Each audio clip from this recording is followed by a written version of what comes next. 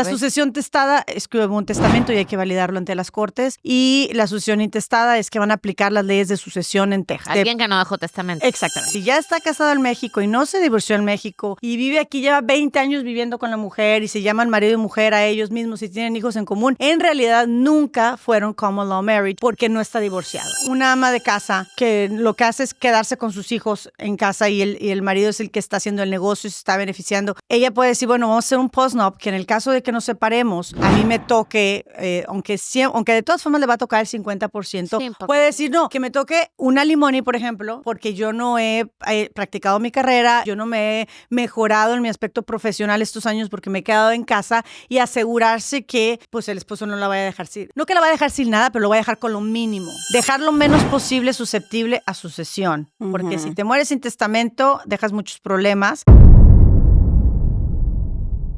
Hola, hola, ¿cómo están? Hola, bienvenidos a un episodio más de Real Estate Talks. Así es, Gaby, muy contenta de estar aquí con Cristina García Muela, ahora Cristina García Chappell, ya desde hace ¿cuántos años de casada? 17 años. 17 años. No puedo evitar decirte el nombre de cuando te conocí. Estamos aquí con la abogada Cristina García Chappell, la mera abogada, si la pueden encontrar en Instagram. Es una gran abogada aquí en Texas, también tienes tu licencia de Derecho en México. Sí. Bienvenida, Cristina. Gracias, Lala, gracias, Gaby, por invitarme. Bueno, pues tenemos que decirlo, Cristina aquí es invitada especial porque es no solamente tan pequeña, hermana, amiga. Hermana de Gaby, por si no tienen algún parecido. Exactamente, hermana y amiga de Lala, se conocen desde que son chiquititas, entonces coincidimos acá en Austin todas.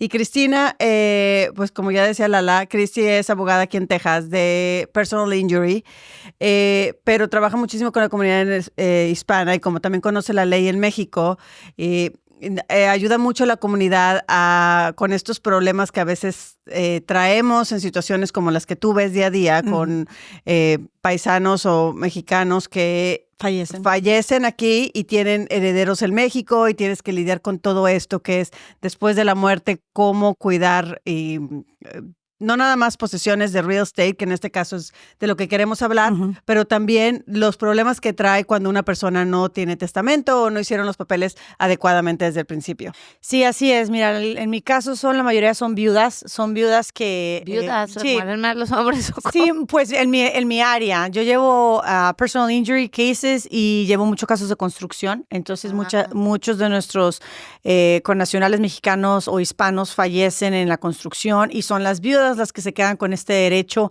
de reclamar, hacer una indemnización de acuerdo a las leyes de Texas cuando la persona que fallece no fue culpable de su accidente. Entonces, veo cómo empiezan ellas el proceso de sucesión, que es el proceso que le llaman probate aquí en Texas, y es el proceso de quién se va a quedar con la casa donde está viviendo la viuda, qué va a pasar con los hijos que están en México y todo eso. Obviamente, las leyes de Texas son específicas en esta área y cambian si es una sucesión testada a una sucesión intestada, que ustedes ya lo han hablado en otros episodios. ¿Nos puedes recordar para los que no escucharon? Sí. Tenemos un episodio anterior donde hablamos de este Así tema. Es, la sucesión testada es que hubo un testamento y hay que validarlo ante las cortes, y la sucesión intestada es que van a aplicar las leyes de sucesión en Texas, es decir... Alguien que no dejó testamento. Exactamente. Entonces, la mayoría de mis casos no hay testamento. Y los hijos de México, los hijos que tenía el difunto, que no son del matrimonio en el que estaba el difunto al día de la muerte, siempre creen que pueden sacar a la viuda de su casa o que le pueden quitar todo lo que tiene la viuda o etcétera. O pelean. O sea, hijos abusivos. Pues es que pelean que realmente es la viuda. Y ese es un tema súper importante que es del derecho familiar. Yo no llevo derecho familiar, pero siempre pasa que el common law marriage, que es aquí en Texas, que es como el concubinato en México, la cultura de México no lo reconoce. Legalmente está reconocido bajo la figura jurídica de concubinato, pero la cultura lo sigue sin reconocer. Es decir, la persona que vive sin casarse algunas veces es mal vista por la familia de México y dicen, nada más era su novia, y en realidad ella era su common law wife, ¿no? Entonces, por lo tanto... Aquí en Texas significa que le tienen los derechos 100% como una esposa. Los mismos. Y hay varios aspectos que se tiene que considerar, que es que no haya estado casado en México. O sea, si ya está casado en México y no se divorció divorció en México y vive aquí, lleva 20 años viviendo con la mujer y se llaman marido y mujer a ellos mismos y tienen hijos en común, en realidad nunca fueron common law marriage porque no está divorciado. Entonces no puede haber estado casado en ningún otro país, tiene que vivir bajo el mismo techo. Y tienen que, no tienen que tener hijos en común, pueden o no tener hijos en común, pero tienen que dirigirse entre ellos y ante la comunidad como marido y mujer.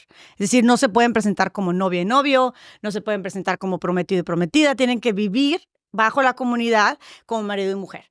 Y entonces ya con eso ya es un common law wife, entonces ya es una viuda y las familiares en México a veces tienen problema con entender los derechos de las viudas. Y uno de los derechos más importantes en cuestión de real estate es que la viuda tiene derecho a quedarse en esa propiedad siempre y cuando esté reclamada como homestead y no la pueden sacar por nada del mundo, así sea una casa que forme parte, y esa es otra área del derecho familiar, que es la comunidad conyugal y los bienes separados.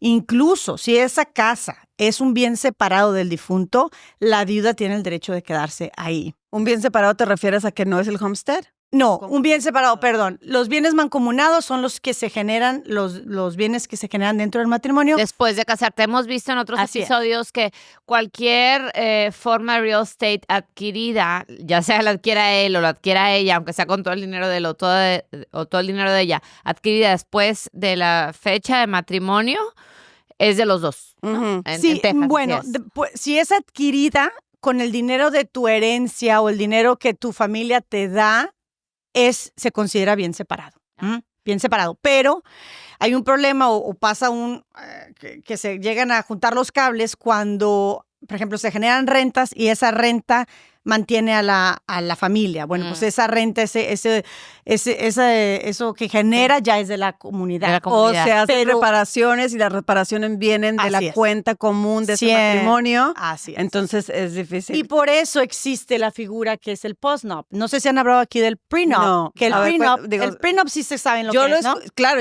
pero yo lo escucho en las series o en las celebridades. Sí, así es. La gente que tiene inversiones o negocios antes de casarse o cuenta o va a contar con una herencia significativa, hacen un prenup para separar que todo ese negocio, esas casas de inversión o esa herencia nunca vaya a ser tocada por el cónyuge, ¿ok? Entonces es el prenup. Pero ¿qué pasa cuando las personas llegan sin nada al matrimonio? Es decir, sin ninguna inversión, sin ningún bien y empiezan a crear pues wealth, empiezan a tener casas de intereses, se empieza a ir muy bien, pueden hacer un postnup, un arreglo. ¿A quién le interesaría hacer un postnup si los dos están generando? Por ejemplo, en el caso que mencionas de que si una de las personas, vamos a decir, mi esposo le heredan dinero y él quiere comprar una propiedad, la compra con ese dinero exclusivamente, entonces es de él, a pesar de que llevamos 20 años de matrimonio. Sí. Ahí se hace el postnup para indicar que esa propiedad es 100% de él. Sí, se puede hacer el postnup para indicar que todo lo que genere esa propiedad es de él, no entra dentro de la sociedad conyugal.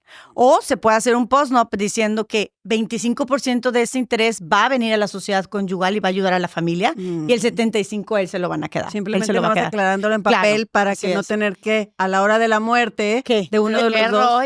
¡Qué rollo! Porque, o sea... Sí. Pues es que todo el mundo habla de la herencia y del trust y eso es cuando falleces, pero ¿qué si te vas a divorciar? ¿Cómo van a quedar los bienes que generaste? O sea, ¿tú recomendarías cuando alguien vaya a hacer un trust de cuando fallecen, porque aquí en Texas también nos acabamos de enterar nosotros ya hace ratito y no lo hemos hecho, pues si te mueres y tus hijos, tú tienes que dejar por escrito con quién se van para que no se los quede el Estado? No.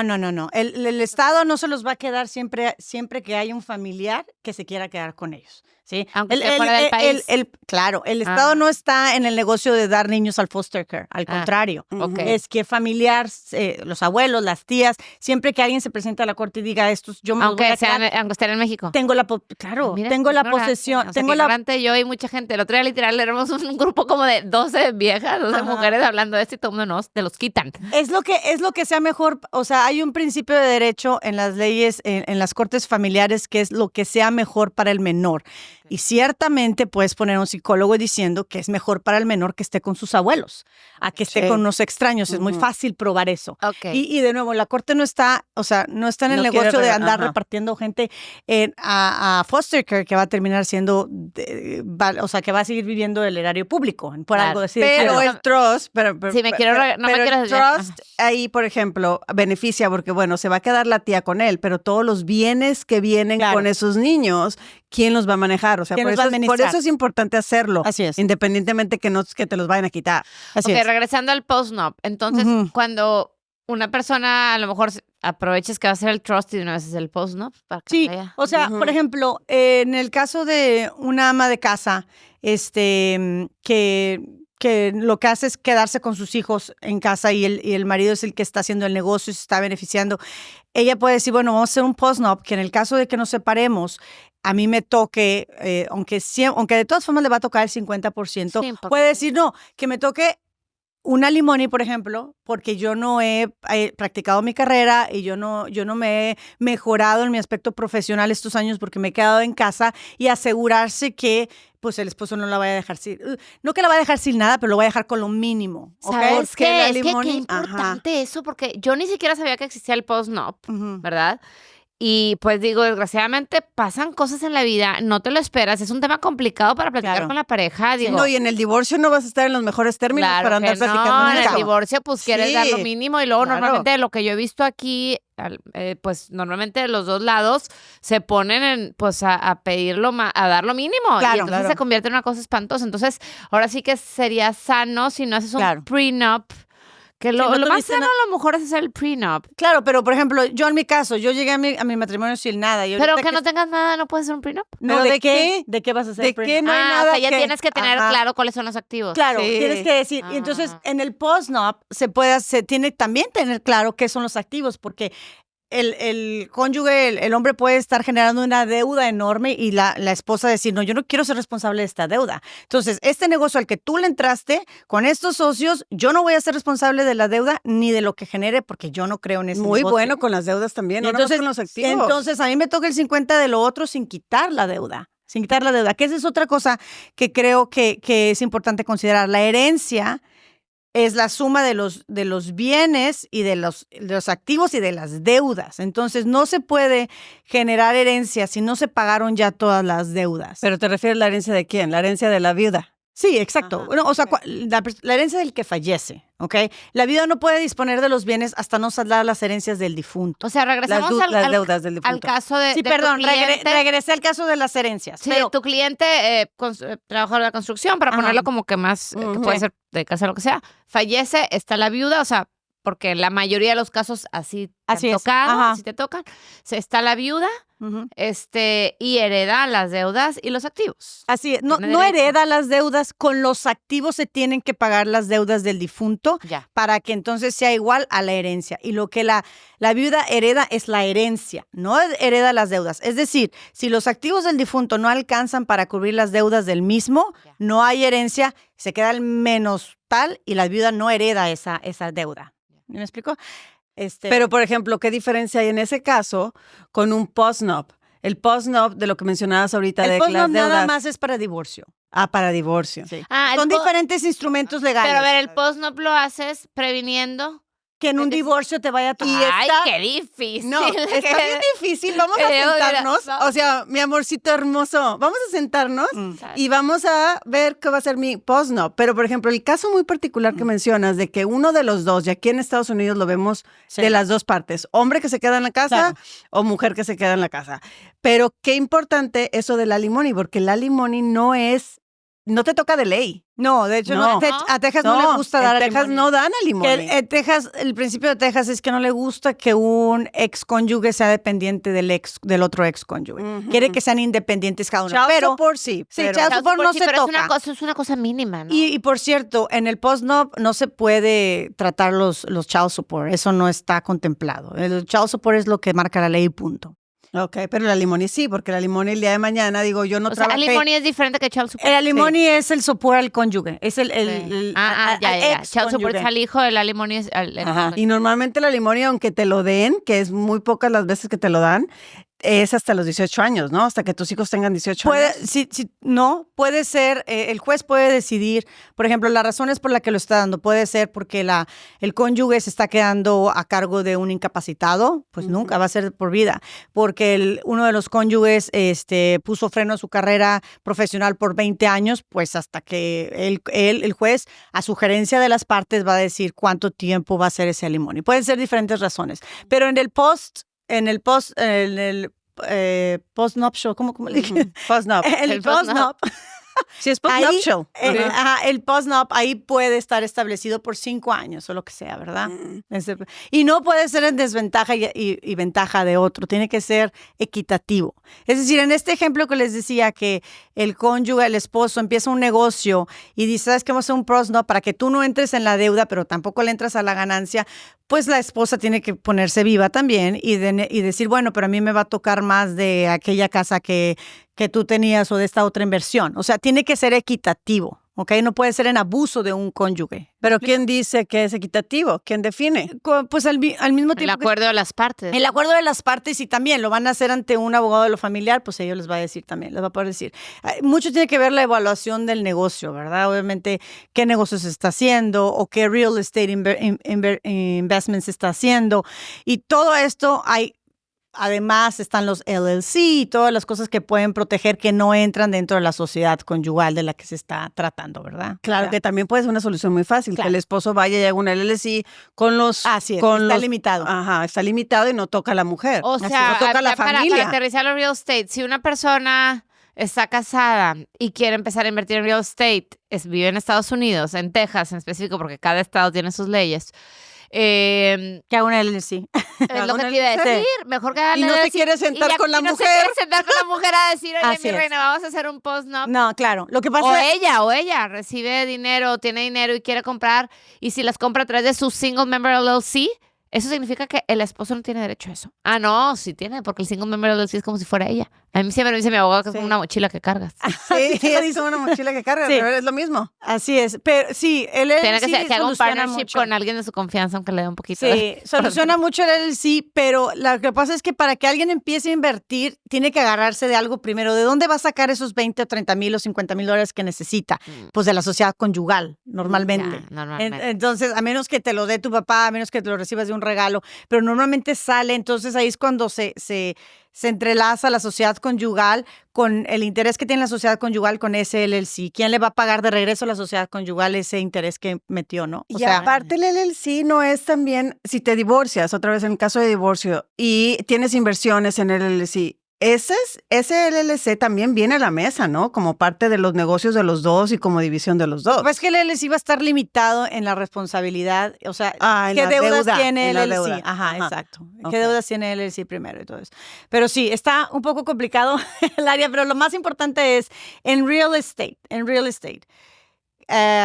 para alguien que está generando riqueza o inversiones, hablar con su tax consultant para ver qué les conviene más. ¿Qué es eso? El consultor de taxas, de las taxas, o sea, el CPA, sí. Y hablar con un abogado para ver si les conviene hacer un post-nup y asegurarse que todo esté en testamento o en fideicomiso en el caso de que haya hijos. Y sí está caro el fideicomiso, pero vale la pena hacerlo. Entonces, lo más peligroso es no hacer nada y dar la casa que se tiene en la sociedad conyugal como hipoteca de la casa de inversión y bueno, ahí se hace un... Todo revuelto. Está todo revuelto.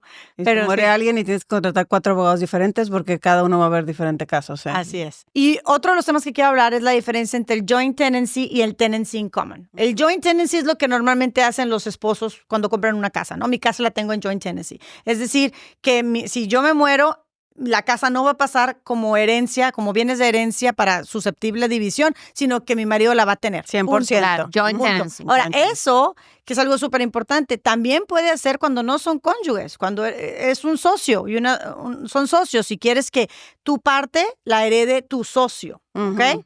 Entonces, eso sí se puede hacer cuando sean familiares o extraños y eso es la intención. Pero luego está el tenancy in common, que es que si yo muero, mi parte sí va a pasar a mis herederos y tú se la vas a tener que comprar como partner. Supongamos, para ponerlo más fácil, que ustedes dos compran una Así es. casa y lo hacen como tenancy in common. En lo que yo hago multifamilia es lo que veo más común. Lo aplicamos con 1031 Exchange. No quiero porque son socios. No importa que sean hermanos, no importa. Simplemente tu parte, su parte, tu parte, su parte y son 50-50. Si tú te mueres, tu 50 no es para Gaby. No. Tu 50 va para quien tú designes o tu esposo, tus hijos o whatever. Pero es exactamente. Así es, así es. Que pasa mucho en las sociedades de negocios, se maneja más el tenancy in common. Claro, sí. ¿Verdad? Y el joint tenancy es cuando quieres... Normalmente es la casa que compras con tu marido, ¿no? Con tu marido, tu pero esposo. se puede aplicar aunque no sea tu marido. O sea, se puede dar para que salga esa casa. Por ejemplo, si compré una casa con el dinero que me dieron mis papás, pero esa casa la quiero invertir con otra amiga, bueno, pues ahí le voy a poner bueno, depende. Si es mi hermana, pues a lo mejor sí le voy a poner un tenancy, un joint tenancy. Porque al cabo el dinero vino del papá. Exacto, y no entonces quieres tiene que más sentido. se lo quede el... Ajá. Exacto, tiene más sentido que se lo quede mi hermana a que se lo quede mi esposo. Sí, ¿Me explico? es que todo Totalmente, depende de dónde viene del dinero de tu papá y pues ni al caso que si te mueres se lo quede el esposo. Que también lo puedes hacer, pero sí. En fin, pues muy interesante, Cristi. La verdad es que gracias por ilustrarnos en estos temas. Pero no llevo casos de esos. Llevo casos de accidentes. Pero lo ves porque normalmente el accidente, pues hay una muerte en muchos de los casos y aparte lo ves en tus casos particulares de otro país, que hay la gente de los otros países creen que la ley va a ser aplicada también acá cuando las propiedades están acá. Sí, así es. La sucesión es los que más veo y también que los diferentes condados tienen jueces que aplican su propio criterio. Eso también veo. El juez de Travis a lo mejor me dejará ser válido. ¿Ahí aplica con el juez del condado donde está la propiedad o aplica con el juez del condado donde vive la persona que se murió? Es el juez del condado del difunto, donde tenía su residencia el difunto. Y sí es bien gacho, porque depende quién te toca de juez. Y sí ves diferencia. Hay jueces que no aceptan resoluciones de México, hay jueces que sí, que esté debidamente apostillada y traducida, lo pueden aceptar, etcétera. Pero sí, es cada juez. Cuando está intestado estoy hablando, ¿verdad? Cada juez y cada caso, porque, por ejemplo, tengo clientes que me dicen que vamos a hacer probate. Es muy importante que abramos título con la compañía de título para ver exactamente qué documentos se necesitan en ese caso, en qué condado están, y ellos ya, o el real estate attorney, que es parte de la compañía de título, te indicará cuál es el mejor camino de acuerdo a ese caso, ¿no? Así es, lo mejor es dejar las menos bienes posibles dentro de la herencia y dentro del proceso sucesorio. Nombrar beneficiario en las cuentas de bancos, en las cuentas de inversiones, en el real estate hacerlo como joint tenant o dejarlo, o en deed of deed, dejar lo menos posible susceptible a sucesión, porque si te mueres sin testamento, dejas muchos problemas si muchos de los bienes están susceptibles a esa sucesión. Muy bien, pues muy interesante. Muchas gracias por estar con nosotros, Cristi. Me siento como que salí de clase de matemáticas, así de con la álgebra, como que no tomé notas. Esto lo tengo así, no, ¿a quién puse aquí? No, tengo que... Parece el Tetris, sí, que va acomodando todo.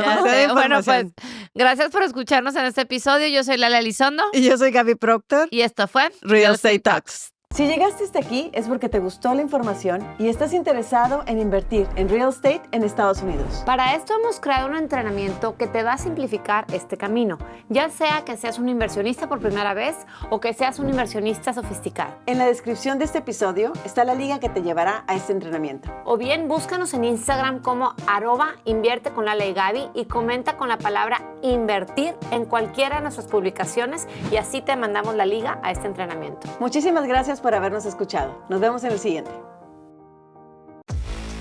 Escucha un episodio nuevo de Real Estate Talks cada semana. En tu plataforma favorita para escuchar podcasts. Ponte en contacto con nosotros en lalaagaby.com.